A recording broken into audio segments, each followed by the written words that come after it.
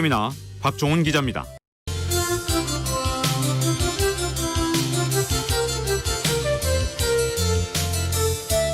안녕하세요. 경제세미나 박종훈 기자입니다.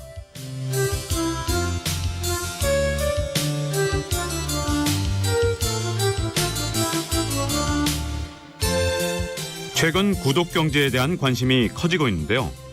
특히 정부의 전자서명법 개정 이후 공인인증서의 법적 유효성이 사라지고 민간기업에서 신분증명을 위한 인증이 가능하게 되면서 구독경제 비즈니스에 큰 기회가 되고 있다고 합니다. 구독경제를 선도하는 업체들은 이제 공인인증서에 의존하지 않고 독자적인 인증 시스템을 기반으로 인증 서비스를 대폭 확대하고 이를 통해 구독 시장을 키울 전략을 세우고 있기 때문인데요. 과연 어떤 시장이 열리는 것인지 오늘은 카카오가 바라보는 공유경제라는 주제의 세미나를 김성애 리포터가 취재했습니다. 어서 오세요. 안녕하세요. 네. 12월 4일 도산 아카데미가 주관한 스마트 사회 지도자 포럼에서 안진혁 카카오 부사장은 이 톡에 운전 면허증을 넣어서 휴대할 수 있게 하고 또 이 QR코드에 개인을 인증하는 기능과 함께 전자계약 기능을 탑재하면은 각종 구독 계약 시에 간단한 확인사항 체크만 해도 전자서명을 통한 계약이 가능할 수 있도록 할 예정이라고 소개했습니다. 이번 행사는 20명의 오프라인 참석자와 100여 명이 온라인으로 진행되었습니다. 안 부사장은 이미 구독 모델 비즈니스가 일반화된 IT 산업 외에 제조업에도 이렇게 구독 모델이 증가하고 있는 이유를 이렇게 설명하고 있습니다. 제조업 생산 단가 상승에 따른 마진 하락과 또 1인 가구 증가에 따른 소비 성향의 변화, 노령화로 인한 서비스 증가 등으로 설명하고 있습니다. 네, 그러면 지금부터 카카오가 바라보는 공유경제를 주제로 안진혁 카카오 부사장의 세미나를 함께 들어보시겠습니다. 네, 반갑습니다. 저는 그 카카오의 지갑사업실이라는 그 실이 생긴 지 얼마 되지 않습니다. 한 달 정도밖에 안 되는데요. 이름만 제가 이렇게 명함을 드려도 뭐 하는 조직인지에 대해서 여쭤보는 분들이 많으신데요.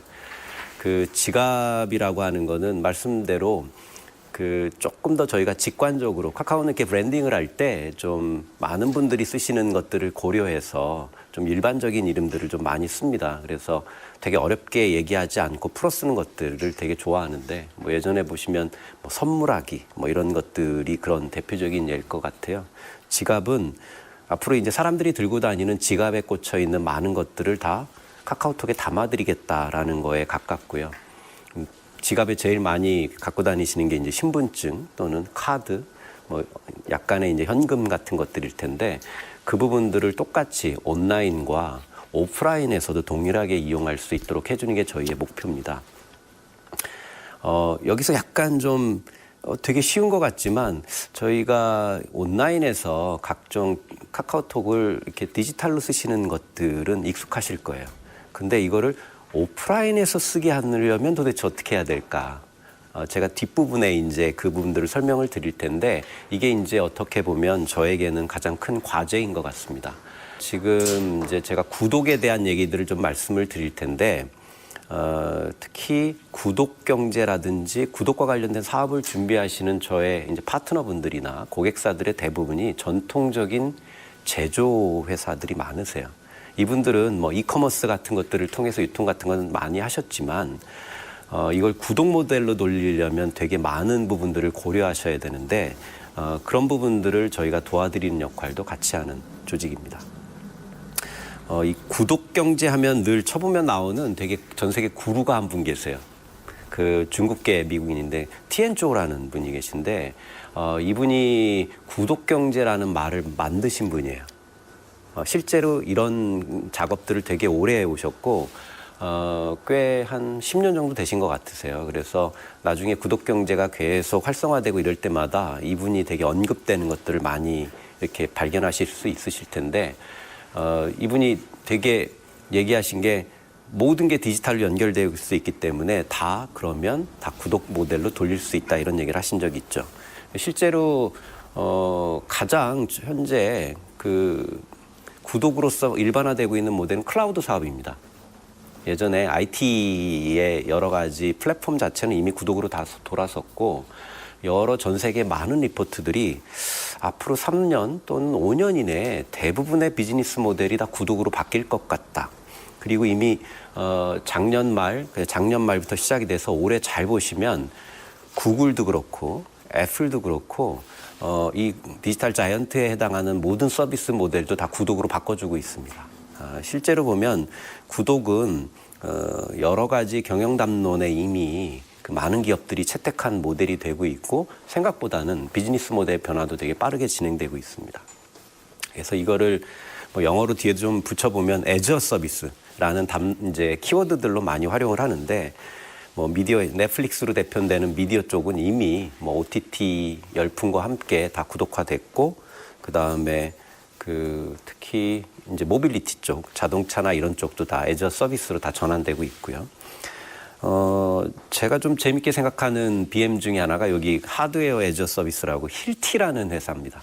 이 힐티라는 회사는 유럽의 리텐슈타인 공화국에 있는 되게 작은 소국이죠. 거기를 이제 근거로 둔 기업인데 전동 드릴과 공구 시장에서 유럽 시장에서 거의 1등인 회사입니다.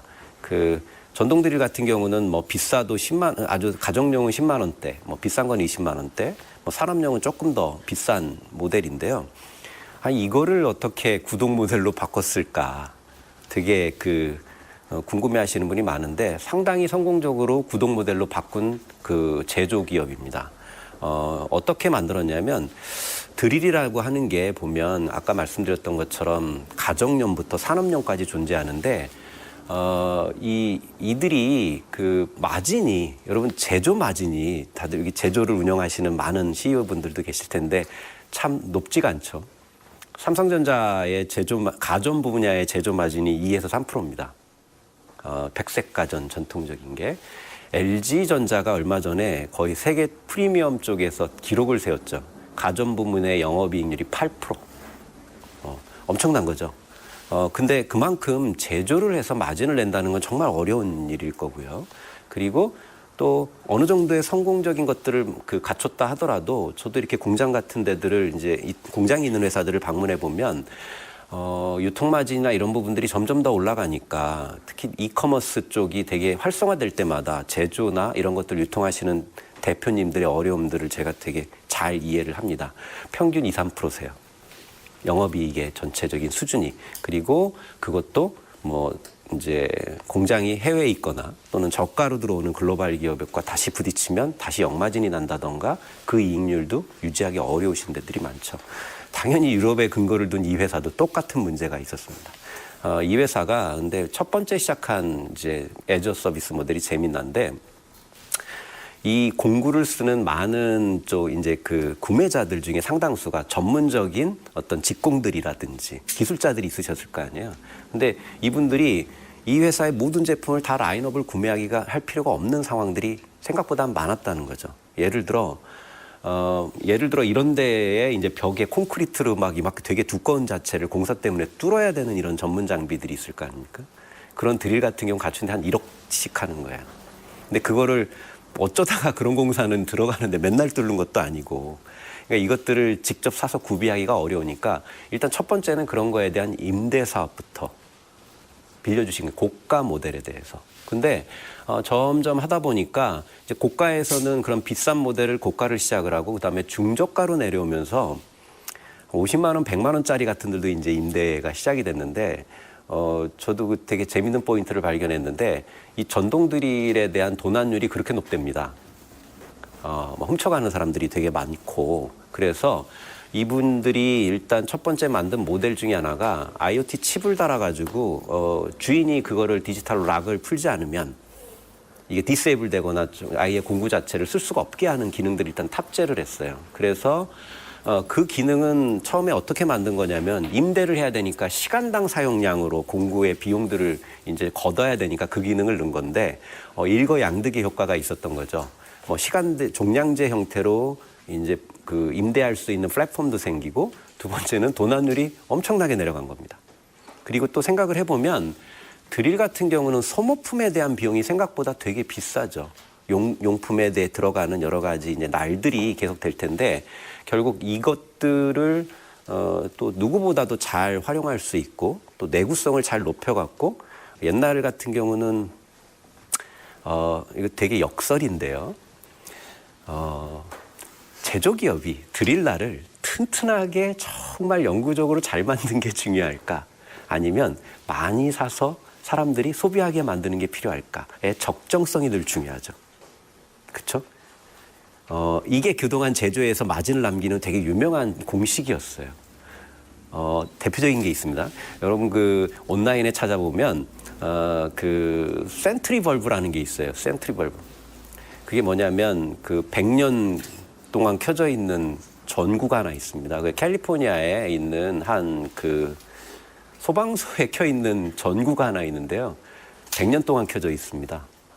근데 이게 어떻게 가능한 거냐면 그 전구는 예전에 미국에서 처음으로 그 전기 회사들이 막 나올 때 옛날에 전기 회사가 전기를 공급할 때는 용품을 같이 공급을 해줬다고 합니다. 그리고 전기요금에 포함되어 있었다는 거죠. 즉 등도 전기 회사의 소유권이고 같이 전기를 공급하면서 같이 팔았다는 거예요. 그럼 전기 회사 입장에서는 전구가 자꾸 꺼지면 자기한테 되게 손해가 많이 나니까 그 전구를 엄청나게 튼튼하게 만든 거예요. 그래서 그 전구가 지금까지 켜져 있는 겁니다. 그만큼 전구의 수명은 우리가 생각했던 것보다 이미 100년 전에 기술적으로도 굉장히 좋은 품질을 가진 것들이 많이 만들어졌었는데 유통이 바뀌면서 전기회사는 전기만 공급을 하고 가정 내에 들어가는 여러 용품들에 대한 것들을 세일즈하는 조직에서는 그럼 회사가 망하잖아요. 적당한 수명주기라는 것들의 공식들이 생긴 겁니다. 이게 어떻게 보면 유통이 갈라지면서 벌어진 새로운 구조들이라는 거죠. 드릴도 그런 문제들을 경험을 하고 있는 거죠. 그러다 보니까 제품의 내구성들이나 그 다음에 이런 부품 같은 것들 굉장히 튼튼하게 만들죠. 유지보수는 어쨌든 내가 제품을 처음부터 만든 사람들이니까 정말 튼튼하게 만들어서 얘를 10년, 20년 쓰게 만드는 게 더 좋은 수익 모델이 될 수 있는 것들을 찾아내는 거죠. 그래서 이 회사는 그런 기술들을 잘 적용을 해서 되게 좋은 수익 모델들로 지금 변환을 하고 있습니다. 잘 생각을 해보면 구독 모델로 바꿀 때 생각보다 제조기업들에게는 굉장한 도전이 될 수 있습니다. 하지만 이미 거대한 이커머스 유통 플랫폼들이라든지 그다음에 유통구조 자체의 경쟁이 되게 심해지고 그다음에 제조에서의 마진 내기가 되게 어려운 문제들을 해결할 때 과연 경영자들이 어느 방향을 통해서 내가 회사의 경영 전략을 짜야 될까라고 생각을 해보면 중요한 거는 내가 그 제품에 대한 본질을 누구보다 잘 안다는 것을 잘만 유지를 하면 구독 모델에서는 되게 두각을 나타낼 수 있다는 것이죠. 또 하나의 측면이 있습니다. 그 제조가 경쟁이 치열해지면서 변화해야 되는 것도 있지만 구독 모델을 되게 자극하는 건 가구 변화입니다. 가구 변화. 저는 이게 되게 중요하다 생각하는데 아시다시피 우리나라 인구는 줄죠. 줄 수밖에 없고요. 그리고 오늘 오면서 뉴스 들어보니까 이런저런 이유로 수능 이번에 치른 사람이 역대 최저였다고. 앞으로 계속 줄겠죠. 지금 요즘에 태어나는 그 세대 평균 그 20만 명이 아마 작년에 깨졌을 거예요. 근데 아시다시피 뭐 우리가 58년 개띠 막 이런 얘기 나오는 그런 용어를 보면 베이비붐 세대를 얘기하는 너무나 많은 사람이 태어나서 다 흔하니까 그런 용어들이 만들어졌듯이 지금 60대들이 이제 100만 명씩 그리고 이분들이 또 건강하게 또 잘 유지하셔서 제가 얼마 전에 통계를 보니까 한 90만 명 해외 이민 가고 그러셔도 90만 명대가 그 세대들이 유지가 되고 계세요. 60대부터 그 베이비붐 세대가 태어난 세대가 20만이 깨진 상황인데 이 인구 구조가 잘 이제 계속되면 몇 가지 미래에 벌어질 일들을 상상할 수 있겠죠. 첫 번째는 인구는 주는데 가구가 늘어납니다. 가구가 계속 늘어나고 있어요. 가구 쪼개기가 일어나고 있다는 거죠. 이게 우리나라의 소비 패턴을 엄청나게 바꿔놓고 있습니다. 즉 우리가 20년 전에 4인 가구가 이렇게 카트를 끌고 가서 이마트에서 장 보던 세상은 있지 않다는 거죠. 그리고 우리가 8시 반이나 이때는 많은 연속극에 보면 가족들이 앉아서 이렇게 뭐 할아버지 할머니 또 앉아서 이렇게 밥 먹는 장면들이 연속극에 막 나오기 시작하는데 저는 그렇게 생각합니다. TV에 나오는 건 재밌거나 희한하니까 나오는 거라고. 일상에서 볼 수 없는 풍경이 이제 벌어지고 있다는 거죠. 실제로 보시면 2040년대에 가보면 우리나라의 가구의 1인 가구가 늘어나는 게 많은 분들이 20대라고 생각하세요. 그렇지 않습니다. 60대, 70대입니다. 이 가구들이 늘어나는 거예요. 자, 그러면 예전에 4인 가구 기준으로 만들어졌던 주거 형태와 그다음에 가전의 형태가 완전히 바뀌어야 되는 거죠. 그래서 안마의자가 그렇게 팔리는 거예요. 안마의자도 엄청나게 팔리고 있고 소형의 여러 가지 이제 그 큰 냉장고나 이런 걸 막 그만큼 저장할 것도 없어요.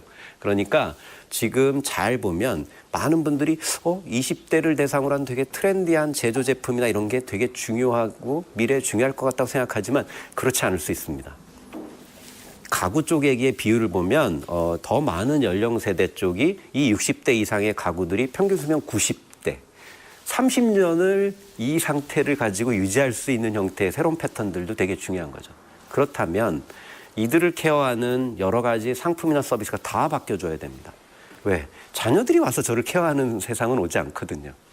그러니까 와서 누군가가 어려운 문제가 있다면 청소도 도와준다던가 아니면 문제를 해결해 준다던가 또는 의료 서비스를 뭔가 딜리버리를 해준다든가 하는 쪽으로 모듈이 다 바뀔 수밖에 없다는 거죠. 실제로 한국이 전 세계 가전 분야를 그 렌탈 같은 구독 모델을 보면 전 세계 1등 기업입니다.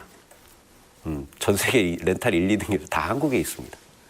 이게 왜 그러냐면 이게 렌탈 같은 제품이 렌터카 같은 전통적인 선진국적 상품이 한국에선 잘 안 되지만 제조를 기반으로 한 이런 렌탈 같은 것들은 한국이 전 세계 1등입니다. 왜 그러냐면 렌탈은 정확하게 얘기하면 뭔가 되게 여러 가지 복합적인 요소들이 많이 포함되어 있어서 그런 구조적인 문제들을 잘 서비스를 할 수 있어야 되는데 한국은 어느 정도의 이제 그 어려움들을 극복하고 성공의 공식들을 잘 찾으신 것 같아요. 그래서 지금은 거의 50% 정도가 렌탈이나 이런 것들에 대한 부분들을 잘 이해를 하고 있고요.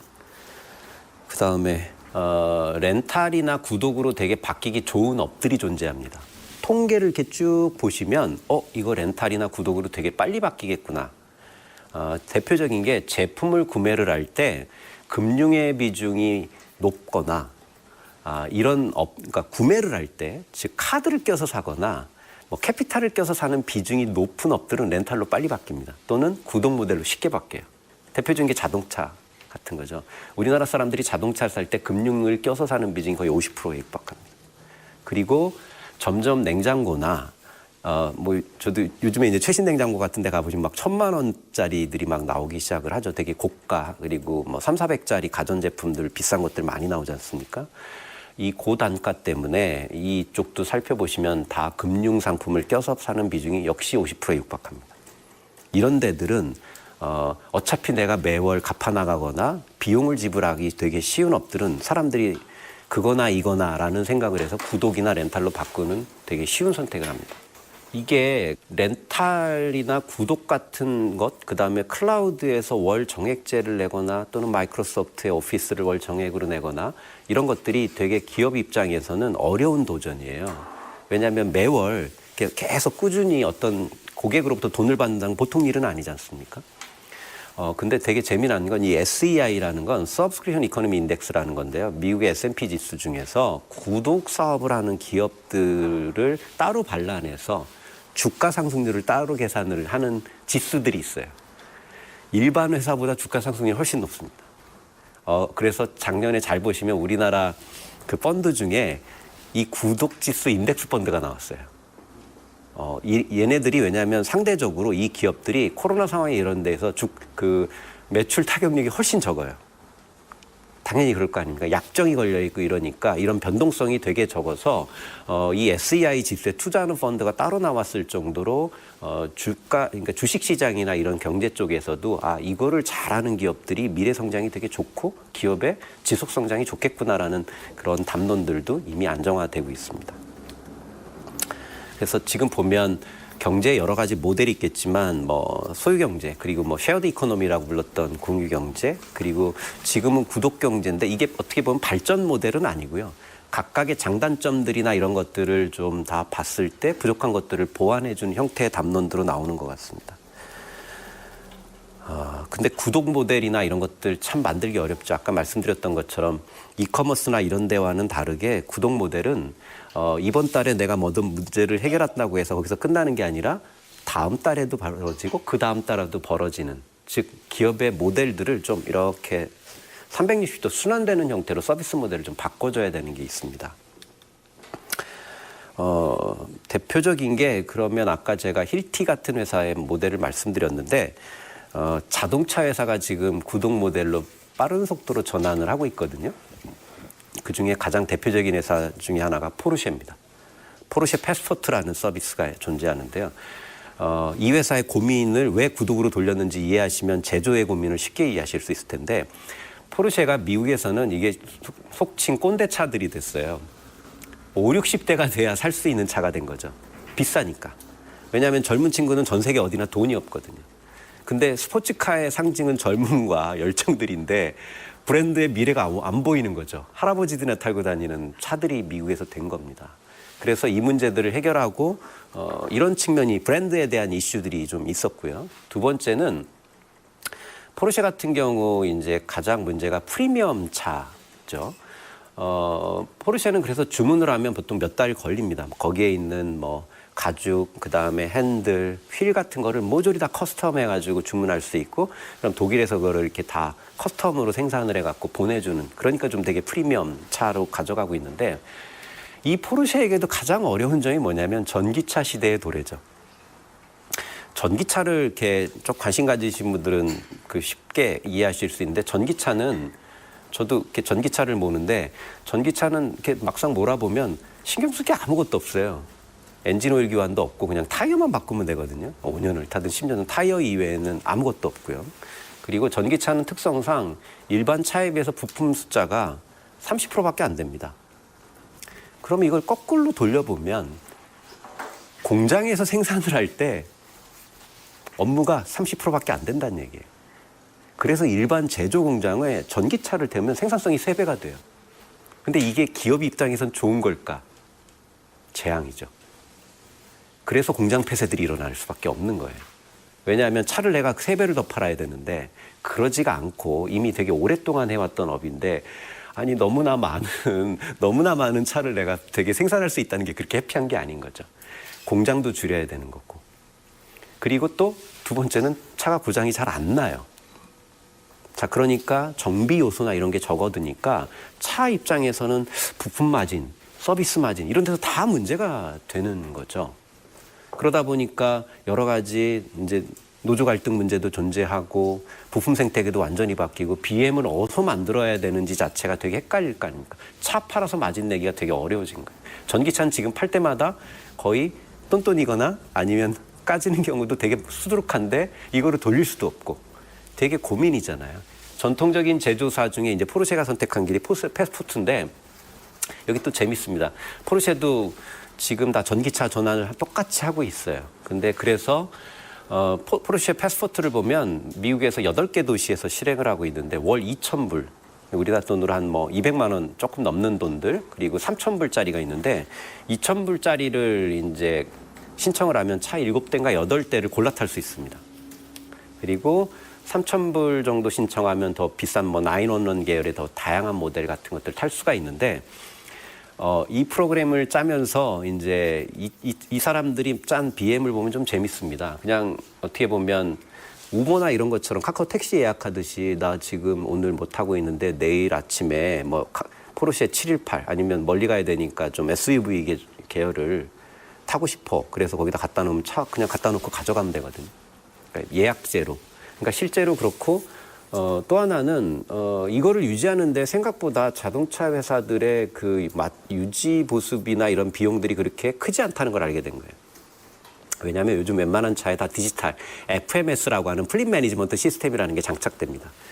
차에 문제가 생기거나 이런 것들이 데이터로 다 올라오고 있습니다. 모니터링이 되는 거죠. 그러니까 예전처럼 차를 몰고 딱 갔을 때 무슨 일로 오셨습니까? 또는 뭐가 문제세요? 이런 대화가 없죠.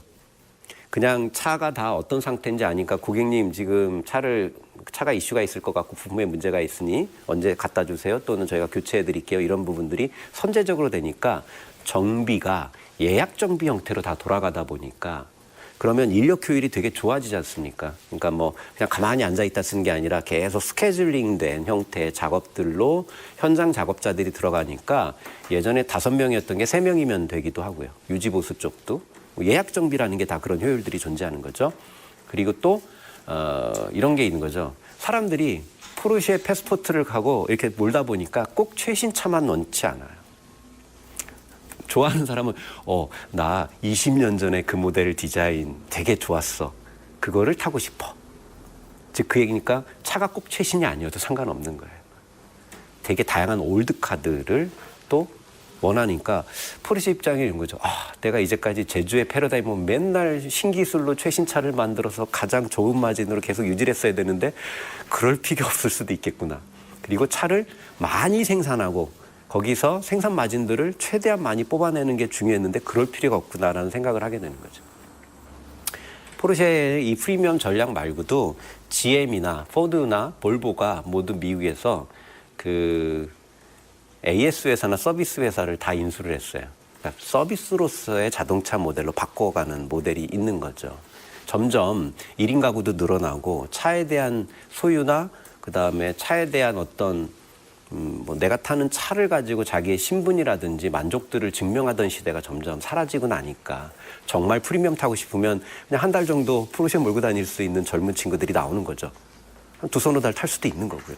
그리고 그냥 차는 차일 뿐이고 내가 필요할 때 아무 데나 가서 우버를 부르든 택시를 빌려 타든 또 저희 집 주차장에 가면 이번에 코로나 때문에 좀 망했긴 했지만 다시 될 것 같지만 그 쉐어드카가 한 8대에서 9대가 주차돼 있어요.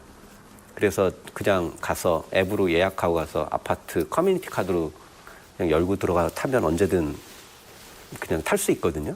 쉐어드카가 이렇게 커뮤니티라든지 일반적인 한국과 같은 공동주택에서는 한 10대, 20대 정도 전기차 꽂아두면 필요할 때마다 그냥 아무나 돌려 타는 이런 효율적인 시대들이 계속 오고 있으니까 제조 입장에서는 내가 열심히 많이 만들어서 유통을 많이 한다? 쉽지가 않은 거죠. 구동 모델은 그런 부분들에 대한 영감들을 주고 있는 겁니다. 그래서 지금 구동 모델들은 많은 제조사들이 경영 전략이나 제조의 패러다임 그리고 CSAS 조직 늘 존재했죠. CSAS 조직들을 BM화하는데 되게 큰 영감을 주고 있습니다. 제가 작년에 삼성전자의 그 가전 분야 쪽에 오랫동안 근무하셨던 임원분과 대화를 나누는 과정에 보니까 그분이 이제까지 모든 회사의 AS 조직은 다 코스트 센터죠. 그냥 이렇게 비용을 쓰는 조직. 근데 몇 년 전부터 그 AS 조직이 프라핏 센터가 됐다는 거예요. 돈을 번다는 거예요. 왜냐하면 가전이 되게 수명이 오래가 되면서 꾸준히 고쳐 쓰거나 보수해서 쓰는 소비자들이 워낙 많이다 보니까 그 조직이 돈을 벌기 시작을 했다는 거예요. 사실은 그 정도 시점에서 구동 모델로 바꾸기 너무 좋은 거죠. 굉장히 이제 중요한 키워드들을 저한테 그렇게 말씀을 해주시더라고요. 그 과정에서 그 AS 조직이 그런 것들을 수리하는 과정에 업셀링이나 크로스셀링이 발생합니다. 이게 가전 입장에서는 굉장히 새로운 기회가 되고 있는 거죠. 이게 특히 요즘에 제조 부품이나 이런 것들이 아까 말씀드렸던 것처럼 100년째 켜져 있는 전구만큼은 아니더라도 요즘 우리나라 대기업의 냉장고나 뭐 세탁기를 주문하시면 모터, 핵심 부품에 대한 수명주기, 무상보증 기간이 10년이 넘어갑니다. 고장이 안 나요. 인버터 모터라는 핵심 부품 같은 경우는 거의 다 10년, 12년 보장까지 해주시는 기업들이 나와서 이 제품의 내구성 자체는 사실은 제품이 고장 날 리가 거의 없어요. 다만 핵심 부품은 그렇다 하더라도 주위에 돌아가는 여러 소모품 구조들이라든지 어쩔 수 없는 수명주기를 갖고 있는 부분에 AS가 반드시 발생을 해야 되거든요. 그런 부분들을 계속 서비스 모델로 만들어 나가는 이런 어떤 독특한 BM들이 많이 나오는 거죠. 그래서 우리나라 이제 최신 냉장고들 이렇게 보시면 문 열어 보시면 뭐 이렇게 뒤에 필터들이 이렇게 이렇게 끌려 있다든가 어차피 이제 위생을 위해서 그런 것들을 교체하는 그런 상품들이 계속 나오죠. 근데 그런 데들이 이제 업셀링, 크로스셀링의 되게 중요한 포인트들이 되는 겁니다. 실제로 근데 이 구독 같은 것들을 되게 좋은 환상처럼 얘기하시는 이제 뭐 경영자도 계시고 또 좋아는 하시는데 이거를 좀 기업들이 받아들이거나 만드시는데 굉장히 많은 어려움들이 있으세요. 왜냐하면 이게 수많은 노하우와 그다음에 경영진의 의지들 그리고 또 현장에서의 많은 변화를 끌어내야 되는데 쉽지가 않죠. 이게 어떻게 보면 이노베이션 아젠다이기도 한데 그래서 이런 부분들에 대한 고민들이 또 되게 많고요. 그리고 이게 지금 구독과 관련돼서는 고객도 되게 혼란스러운 면이 많습니다. 막상 저희가 현장에서 얘기해 보면 예를 들어 대표적인 게 그러실 거예요. 정수기 같은 거를 내가 집에다 놓고 싶다라고 얘기했을 때 내가 그걸 어떻게 샀지? 라고 생각해 보면 뭐 네이버나 쿠팡에서 가격 비교를 해가지고 뭐 제일 싸고 좋은 거를 골라 사는 이런 구조 아닙니다. 그렇죠? 보면 아름아름으로 누구에게 소개를 받아갖고 그 신청 알아서 다 해줘. 뭐 약간 이런다든가 가격이 잘 노출돼 있지 않고 전화 상담을 통해 가지고 뭔가 협상을 한다든가 뭐 사은품 더 주나? 뭐 이런 식의 이제 좀 합리적인 어떤 구매 구조 자체가 잘 안 만들어져 있어요. 왜냐하면 유통 구조 자체가 그렇습니다. 특히 이런 구독 쪽이나 이런 쪽은 고객마다 다 상담을 해서 가격이나 또 이런 걸 맞춰주기도 하고 라이프 스타일에 따라 상품을 선택해주기도 하고 그 개개인의 호불호를 좀 맞춰줘야 되는 그런 상황이기 때문에 그 가격이 다 같을 수가 없어요. 대표적인 게 뭐 보면 자동차를 구매하시더라도 네이버에서 검색하셔가지고 제일 싼 거 사시고 이런 거 아니시잖아요. 이제 그게 뭐냐면 고객마다 상품을 세팅하고 서비스나 옵션 또는 부가 서비스 같은 거 세팅해서 뭔가 협상을 해야 되니까 그럴 수밖에 없는 구조들이 되게 많습니다. 특히 구독과 관련된 부분들은 그런 게 많아서 그거 하시고 또 뭐 녹취하시거나 신분증 제시하시거나 또는 계약서 다 사인하고 이런 절차들이 되게 복잡합니다. 그래서 이것 때문에 기업들이 되게 어려워하시고요. 우리나라에서 보면 이런 분야에 그래서 이 디지털 전환율이 5%밖에 안 됩니다. 다 수작업이거나 수많은 현장 노동자들이 가서 서비스를 처리해야 되는 그래서 되게 인력 집중적인 업들이 많으셔서요. 이런 정수기나 청정기 같은 데들을 구독으로 또는 렌탈로 하시는 데 보면 일단 사람이 많으시죠. 한 10,000명, 20,000명씩 되는 회사도 수두룩하시고 그리고 기업들 입장에서도 구독으로 그러니까 하려면 내가 그렇게 많은 판매 요원이나 또는 AS 요원들을 많이 만들어야 이걸 도전할 수 있나? 너무 이제 인력 집중적이니까 부담이 좀 많이 있으신 거죠. 그래서 이것들을 관리하는 거에 대한 플랫폼에 대해서 어려움을 많이 느끼세요.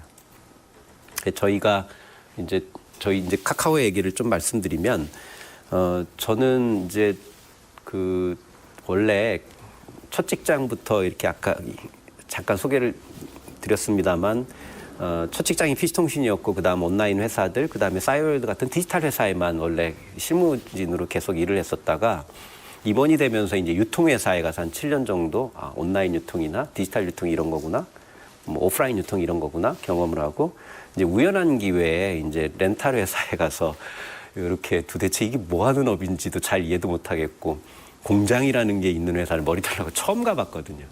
물론 뭐 유통에 있을 때는 물류 창고나 이런 데를 늘 다니는 게 일이었으니까 그래도 그거는 제품만 없었지 어떤 식으로 유통의 구조들이 돌아가는구나 처음 이해를 했었는데 렌탈 회사에서 가서 보고서 와 이건 내 머리로 이해할 수 없는 되게 여러 가지 요소들이 있구나라는 걸 많이 배울 수 있었습니다. 근데 아까 말씀드렸던 많은 고민이 있는 업들이에요. 그러니까 고객도 마찬가지고 그다음에 되게 좋은 업인데 디지털화나 이런 것들이 많이 안 돼 있고 그래서 제가 밖에 이제 좀 새로운 기회들을 만나게 되면서 이런 구독 사업들을 잘할 수 있는 고객 관리나 그다음에 자산, 뭐 서비스, 돈을 걷는 빌링 이 부분들을 이제 구독 플랫폼으로 이번에 만들게 됐고요. 여기서 이제 조금 하나 더 말씀을 드리면 구독을 기획하시는 고객들이 가장 어려움을 받는 게 뭐냐면 고객 데이터를 획득하거나 처음 시작하시는 데들이 계약을 처리하는 겁니다. 보통 이 렌탈이나 구독 같은 경우는 요번에도 잘 보시면 구독과 관련돼서 정부에서 새 가이드를 이렇게 발표하신 걸 찾으실 수 있습니다. 뭐냐면 구독이라는 게 약정이 걸리거나 금융들이 꼭 들어가기 때문에 고객한테 동의를 받아야 되는 내용들이 생각보다 많습니다. 그리고 신용 정보를 필요할 경우 체크도 해야 되고 그래서 계속 신분증명을 위한 여러 어려움들이 되게 많은 업들이세요. 그래서 제가 구독을 위한 플랫폼들을 설계하고 만들면서 이 문제들을 어떻게 해결해야 되지? 그리고 그 솔루션은 그렇게 많지가 않은데 그 고민을 하던 찰나에 이제 카카오에서 새로운 저희 프로젝트를 하고 있다는 거를 제가 알게 됐고 그 부분들을 좀 집중적으로 보게 됐습니다. 그게 이제 지갑인데요. 그 역사적인 날인데 10일 날 우리나라에 공인인증서의 법적 지위가 유일성이 사라졌어요. 이게 엄청난 기회입니다. 무슨 말이냐면 여러분 인증서를 이렇게 보시면 은행 거래를 위해서 모두 다 가지고 계시잖아요. 우리나라가 15년 정도 전부터 이 인증서 같은 것들을 되게 법적지들을 되게 공고히 해놨습니다. 뭐 성인 인증에도 쓰실 수 있고 은행 거래 이게 사실은 인증서라고 하는 거는 실체적으로는 파일입니다. 파일. 그래서 내가 갖고 있는 어떤 폰이나 USB에 거기밖에 존재하지 않는다는 것들을 되게 안전하게 해주는 일종의 인감 도장 같은 것들이죠. 그래서 거기만 존재하는 거고 내가 필요할 때 딱 서명할 수 있는 사인할 수 있는 이런 기능인데 이 공인인증서가 되게 많은 욕은 먹었지만 실질적으로 보면 이후 미래에서의 디지털 신분증명에서의 되게 중요한 기술적인 요소이기도 합니다. 이번에 12월 15일자로 카카오톡에 그 인증서가 탑재됩니다. 여러분 이제 인증서 하면 은행에 가서 뭐 이렇게 발급받으시고 이렇게 뭐 다시 아이디 비번 치고 뭘 받으셨잖아요. 그거가 예전에를 할 때는 공인인증서라고 해서 정부가 규정한 몇 개의 회사들만 유통하거나 공공기관만 그렇게 유통할 수 있었습니다. 근데 그 기술을 풀어주시는 거세요. 그래서 카카오가 그 인증서를 카카오 인증서라는 걸 만들었고 이 인증서는 다음 달에 연말정산 사이트에서 쓰실 수 있으세요. 국가기관이 이거를 쓸 수 있도록 허락을 해주고 있어요. 그래서 정부24, 그 다음에 민원24, 그 다음에 이런 연말정산 사이트에 일반 기업이 만든 이 인증서가 통용되기 시작을 할 겁니다.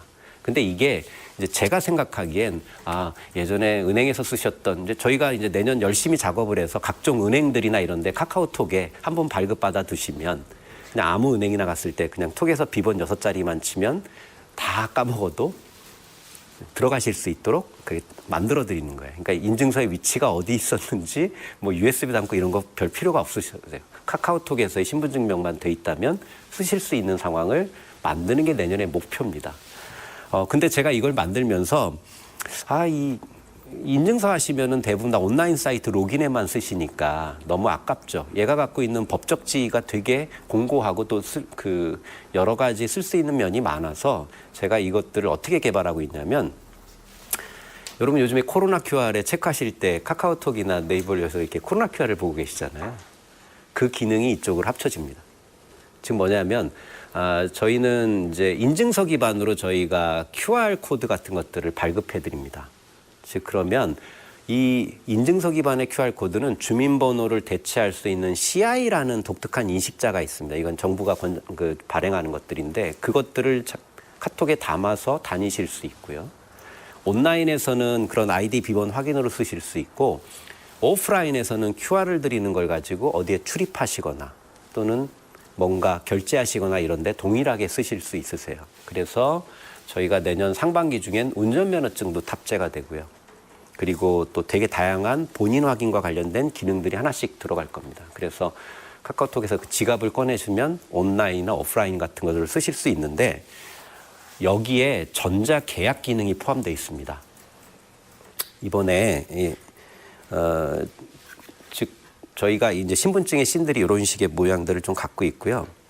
이 신분증이 갖고 있는 기능들을 처음으로 활용한 구독 모델에 이제 저희가 도입을 좀 했습니다. 여러분 그 렌탈 계약이나 이제 이런 뭐 자동차 렌터카 계약 같은데 이 신분증과 결합된 구독 모델들이 내년부터 쓰실 수 있으세요. 그러니까 즉 소비자 입장에서는 이런 겁니다. 지금 이미 저희 카카오톡에 뭐 위니아 에이드라는 위니아 라는 것들을 검색해 보시면 채널 하나가 나옵니다. 렌탈이라고. 거기 들어가 보시면 뭐 각종 제품들이 많이 나오는데 이런 제품들을 선택하셔가지고 예전에는 아까 말씀드렸던 것처럼 구독을 신청하시거나 이럴 때 되게 복잡한 절차가 있으셨는데 저희가 새로 만든 인증서, 신분증이라는 것들을 발급받으신 분들은 여기에 들어가셔서 그냥 본인 인증 한번 받고 신용조회 동의 받고 내가 제품을 몇 년 약정을 어떻게 하겠다는 것들을 선택을 하시면 전자서명이 바로 이루어져요. 그리고 계약이 체결이 됩니다. 그래서 프로세스가 이런 겁니다. 즉 예전과는 다르게 이렇게 새로운 인증서 기능이나 신분증 기능들이 안정화되면서 이게 카카오톡 내에 새로운 형태의 신분증들의 기능들이 안정화되니까 예전에 오프라인에서 기업들이 만들어야 되는 모든 것들이 아무 필요가 없어집니다. 그냥 카카오톡 같은 이런 디지털 플랫폼 내에 이런 기능들이 다 되니까 이런 사인 기능이라든지 이런 부분들이 되게 쉬워지고요. 결제 같은 것들도 내가 지정해놓은 후불 계좌나 이런 걸 통해서 모두 다 자동으로 다 결제가 됩니다. 그러니까 기업이 예전에 이런 사업을 하기 위해서 디지털에 투자하거나 또 새로운 앱을 만들거나 모바일에 하지 않더라도 그냥 쓰실 수 있도록 처리해드립니다. 그리고 제일 중요한 건 구독에서 제일 중요한 건 고객과의 관계 관리입니다. 그러니까 매월 내가 이렇게 돈도 받아야 되고 또 AS를 서로 합친다거나 청소하러 간다던가 뭐 이런 것들을 맞춰줘야 되잖아요. 그거를 다 뭐 카톡 갖고 언제 시간 되세요 이럴 필요가 없습니다. 다 자동 관리될 수 있도록 카카오톡에서 메시지 같은 것들이 자동으로 이제 전송되고 매월 뭐 카카오 택시 타실 때 쓰셨던 빌링이 그대로 적용이 돼서 그냥 그 계좌로 정기 결제들이 이루어지는 구조를 갖고 있습니다. 보시면 구독 같은 그 비즈니스 모델이나 렌탈 같은 플랫폼을 유지를 하시려면 이런 되게 다양한 프로세스를 담당하는 프로세스와 기업들의 담당자 그리고 인력들이 많이 필요합니다. 생각보다는. 근데 그 부분들을 이제 새로운 플랫폼들이 많이 다 해결하고 있고 저희도 거기에서 역할을 좀 하고 있습니다. 예전에 그 비즈니스를 이제 하시는 분들을 저희가 대화를 좀 나눠보면 사업을 진행하실 때 예전에 한 약 10년 동안 디지털로 뭔가를 하시려면 뭐 앱도 만들고 또 모바일로 되게 다양한 것들을 진행을 하기 위해 투자를 좀 많이 하셨어야 되는데 요거는 내년 상반기에 저희의 개편 방향을 좀 살짝 말씀드리면 카카오에 보면 일반인들의 메시지 말고 비즈니스를 할 수 있는 채널이라는 게 존재합니다. 이 채널을 활용하시면 이제 언론사들이나 또는 이런 분들은 거기다가 이렇게 컨텐츠를 알림을 쏘실 수도 있고 뭐 영상을 한다던가 쇼핑 같은 것들 하실 수 있을 텐데 이게 이제 새롭게 많이 개편될 예정이에요. 그래서 거의 앱 수준으로 그쪽 채널들을 꾸며서 내가 친구 추가된 사람들을 대상으로 내 비즈니스들이나 계약 같은 걸 처리할 수 있고 한 3월부터는 여기에서 다양한 영상 같은 것들을 하실 수 있는데 저희가 코로나 이슈 때문에 지난달에만 로긴자가 4,500만 명, 월 로긴자가 그렇게 유지가 됩니다. 전 국민 거의 페네트레이션 그 지수를 보면 뭐 93% 이렇게 거의 다 쓰세요.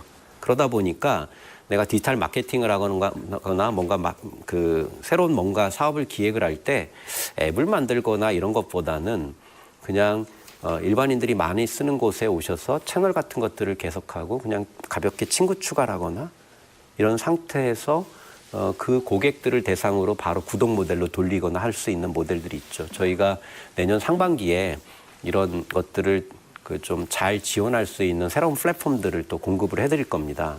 구독을 위한 플랫폼들, 그 다음에 심지어 그냥 조그만한 동네 커피숍이라 하더라도 저희가 이 그냥 카카오톡에 전화번호 기준으로 해서 친구 추가를 할 수 있는 기능들을 드리는데 그러면 뭐 멤버십 결제 같은 거 매월 내가 2만 원, 3만 원 정도의 멤버십을 갖고 뭐 구독 서비스 모델이나 이런 형태를 진행을 하고 뭐 커피를 좀 더 많이 저렴하게 또는 무료로 몇 장까지는 드리는 형태의 이런 설계 같은 것들을 조그만한 사업자들이 편하게 쓰실 수 있도록 해드립니다. 결제나 이런 계약 같은 것들도 잘 해드리고요.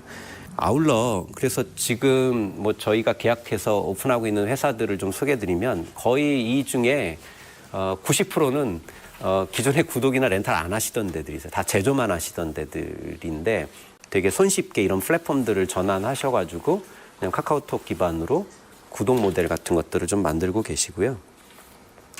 또 제일 중요한 건 이게 많은 그 제조에 계신 분들이 아니 이게 뭐 카카오톡이 좋은 건 알겠는데 그렇다고 해서 내가 회사의 경영 자체를 좀 도움받지 않으면 되게 관리하기가 어렵잖아 라고 해서 저희가 SSP라고 부르는 일종의 이제 구독 서비스 관리 플랫폼들을 같이 그 연동을 해드립니다. 그러면 기존 회사에 여러 가지 매니지먼트 플랫폼들이 있으시면 여기에 연동해서 쓰셔도 되고 아니면 이제 상품과 관련된 관리 기능 자체가 되게 가벼우면 그냥 이것만 가지고도 여러 가지 구독 비즈니스 모델을 하실 수가 있으세요. 제가 사실은 이 플랫폼을 만드는데 굉장히 많은 공을 들였는데 왜 그러냐면 제가 렌탈업을 경험하면서 느낀 건데 이 구독은 사실은 그 제조사들이 만약에 렌탈이나 이런 구독을 하시게 되면 세 가지 업의 결합입니다. 제조업, 그 다음에 서비스업, 금융업. 이 세 가지의 결합이에요. 그러니까 되게 복잡한 업을 합친 업으로 회사가 바뀌는 겁니다. 그러다 보니까 첫 번째는 뭐 이제 제조에 강점이 있으시니까 상품을 잘 관리하고 운영하시는 건 되게 어려움이 없어 하세요. 누구보다 전문가시니까. 그건 잘 하시는데 문제는 이제 금융에 대한 실력이 좀 올라가야 되거든요. 예를 들어 쉽게 말씀드리면 제조 원가가 30만 원짜리인 정수기를 소비자가에 내가 그동안 150만 원이나 100만 원에 팔았다고 치죠. 근데 이거를 렌탈로 돌리면 그거를 먼저 갖다 준 다음에 지금부터 2만 5천 원씩을 3년이나 5년에 걸쳐서 받는다 치죠. 원가 30만 원짜리를. 원래 소비자가 150만이었던 거예요. 자, 그러면 캐시플로우는 어떻게 되는 거고 그 다음에 나의 회계 처리는 어떻게 되는지. 왜냐하면 이거를 정확하게 계산해갖고 재무회계나 이런 데 잘 반영을 못 하세요. 그러다 보니까, 처음에는 막 매출이 막 되게 좋은 것 같아갖고 막 팔았는데 보통 렌탈 회사 하셨다가 실패하신 분들을 보면 한 1년이나 2년 지나면 나중에 계산을 다 해봤더니 엄청난 손해가 발생해 있는 거예요. 그리고 회계장부가 엉망이 돼 있는 겁니다. 복잡한 문제가 있어요. 그러니까 결국은 그래서 저희가 CFO들과 대화를 되게 많이 하세요. 기존의 제조에서 가지고 있던 재무회계 자체의 이론들을 좀 바꿔줘야 됩니다.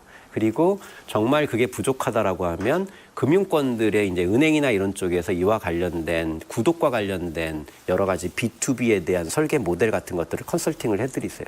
그러니까 그래서 구독이 바뀔 때는 회사에 많은 변화들이 존재해야 되는 거고 아까 또 제일 중요한 서비스나 이런 쪽에서도 예전에 뭐가 고장나셨습니까? 저희가 고쳐드릴게요. 이런 AS 요원이 AS를 하면서 고객과의 좋은 신뢰들을 확보하면서 업셀링과 크로스셀링 같은 어떻게 보면 새로운 형태의 판매 요원들로 전환되는 새로운 변화들을 계속 교육해줘야 되는 거죠. 그래서 그분들한테 그런 걸 잘했을 때 수당도 드리고 뭔가 이런 것들을 정산할 수 있는 구조들을 갖고 있어야 되거든요. 그러니까 결국은 그런 업무들을 모두 다 잘 고려해서 플랫폼들이 준비되면 사실은 되게 빠르게 진입하실 수 있고 또 그것들을 잘 이해하지 못하고 예전에 이커머스적인 형태로 계속 비즈니스를 유지하시면 사실은 실패 확률이 어마어마하게 높습니다. 그래서 제가 웬만한 큰 회사분들의 대표님들과 대화를 나눠보면 렌탈 안 해보셨던 분들이 없으실 정도로 되게 많이 트라이를 하셨었어요. 근데 많이 실패를 하셨고 그 이유가 제가 말씀드린 이 세 가지 요소들을 잘 이해하는 업에 대한 업의 본질이 무엇인지를 잘 이해하지 못한 상태로 뛰어들었던 거에 대한 실패셨던 것 같아요.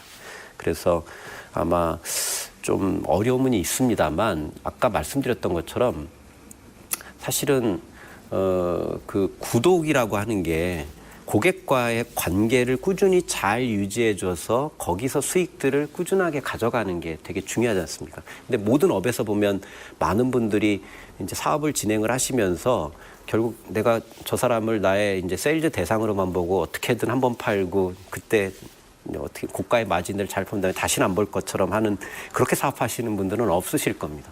결국은 중요한 건 어떤 형태가 되든 저분이 재구매도 하고 나와의 관계 관리들을 꾸준히 유지해 주시기를 바랄 텐데 구독을 하려면 말씀드렸던 이 요소의 핵심이 뭔지를 이제 자기들의 업에서 반드시 찾아내는 노력들이 필요한 거죠. 그래서 저희는 구독 설계를 할 때 이런 모든 이론도 되게 중요하지만 가장 마지막에 남는 게 뭘까? 그러니까 내가 이 업을 성공시키거나 구독 전환에서 성공할 때 제일 중요한 건 신뢰와 어떻게 보면 자존심을 고객이 가질 수 있도록 해주는 거죠. 예를 들어 내가 뭔가를 구독하고 있다는데 창피하지 않게 만들어줘야 된다는 거예요. 나는 그거를 원래 50만 원에 살 수 있지만 구독을 하게 되면 아무래도 이런 서비스 비용이 포함되니까 그게 70만 원이 될 수도 있고 80만 원이 될 수도 있거든요. 3년에 걸쳐서. 그렇지만 그거를 구독했을 때 뭔가 다른 사람들한테 얘기했을 때 창피하지 않은, 그리고 뭔가 내가 좀 더 프리미엄을 즐기고 있다는 요소들을 잘 설계를 해줘야 됩니다.